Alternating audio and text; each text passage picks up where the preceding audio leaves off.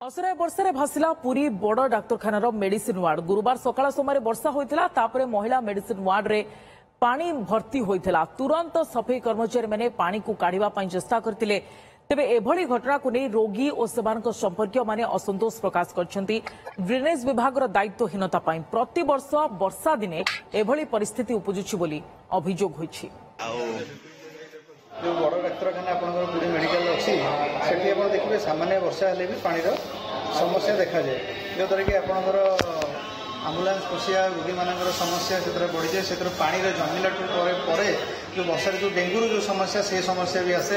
एवं आम प्रति वर्ष रथयात्रा पूर्व आप देखुते समस्त सह अधिकारी डक जाए रथयात्रा निमंते केमी एड़ा बड़ घोषयात्रा हुए ता पूर्व जिते जो असंख्य लोक जो आसती बहु लक्ष संख्यक लोक आसती से व्यवस्था केमी डॉक्टर बड़ डाक्तखाना सीडीएम को डक जाए मीटिंग में नि जाए से भी कहते आम बहुत प्रकार सुविधा हो जाए ड्रेनेज जो येटा जो जिनसा जो रहे सब बड़ असुविधा म्यूनिसिपालिटी कॉर्पोरेशन भी बहुत विषय में अवगत भी कर से समय आम देखू बड़दाण्डर जो ड्रेनेज जो समस्या आज नुह 10 वर्ष आगे देखिए।